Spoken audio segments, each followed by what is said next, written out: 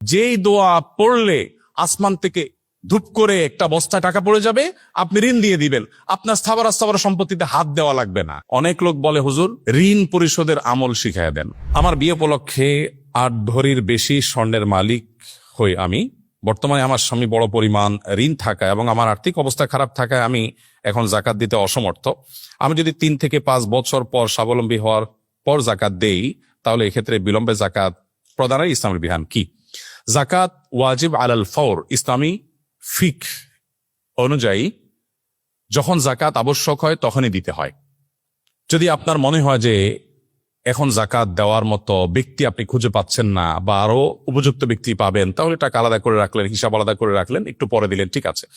But শুধুমাত্র আমার এখন দেওয়ার মতো টাকা নেই, এই অজুহাতে আপনি জাকাত 2-4 বছর পিছাতে পারবেন না।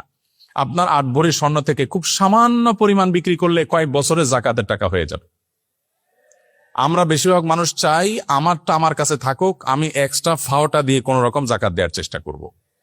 অনেক লোক বলে, হুজুর ঋণ পরিশোধের আমল শিখাইয়া দেন। আমি বলি, ঋণ পরিশোধের আমল হলো স্থাবর অস্থাবর সম্পত্তি বিক্রি করে ঋণ দিবেন, এটা হলো ঋণ পরিশোধের আমল।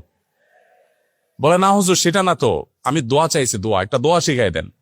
তাই আমি বলছি, আমি বুঝছি, আপনি চাচ্ছেন আমি এমন কোন দোয়া শিখাই দিই যেই দোয়া পড়লে আসমান থেকে ধূপ করে একটা বস্তায় টাকা পড়ে যাবে, আপনি ঋণ দিয়ে দিবেন, আপনার স্থাবর সম্পত্তিতে হাত দেওয়া লাগবে না।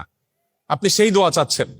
মুহাম্মদ সাল্লাল্লাহু আলাইহি ওয়াসাল্লাম সেটা আমাদেরকে শেখান নাই। তিনি শিখিয়েছেন, আমি ঋণগ্রস্ত, আমার সর্বশেষ সম্বল বিক্রি করে তারপরে যখন আমি পারছি না, তখন আমি আল্লাহর কাছে, তার আগে এবং তখন আল্লাহর কাছে হাত পাতবো। কিন্তু আমরা চাই আমার সব ঠিকঠাক থাকুক, আমি ফাওটা দিয়ে কোন রকম জাকাত দেই বা ঋণ দেই। এটা মুসলিম সুলভ চিন্তাধারা বা মানসিকতা নয়। নবী সাল্লাল্লাহু আলাইহি ওয়াসাল্লাম বুখারীর হাদিসে বলেছেন, কিয়ামতের আলামত সমূহের মধ্যে থেকে একটা হলো জাকাতকে মানুষ জরিমানা মনে করবে, দণ্ড মনে করবে, দিতে চাইবে না। জাকাত দিতে পারা তো সৌভাগ্যের, এটা আমার আখিরাতের অ্যাকাউন্টে জমা হচ্ছে, আমি সওয়াব পাবো। তাহলে সেক্ষেত্রে আমার কেন সামান্য অংশ বিক্রি করে দিতে কার্পণ্য হচ্ছে বা দ্বিধা হচ্ছে? এটা করা উচিত নয়। অবশ্য মেয়ে, এখানে প্রশ্ন বোঝা যাচ্ছে না, আপনার স্বামীর ঋণ আছে, তাতে আপনার কি? আপনার স্বামীর ঋণ আছে, তাতে আপনার কি? মুশকিল হলো স্বর্ণের মালিক আসলে কে, এটা ক্লিয়ার না। এটা কি নারী নিজে না তার স্বামী? আমাদের দেশে এক্ষেত্রে একটা বড় বড় ধরনের গোজামিল আছে।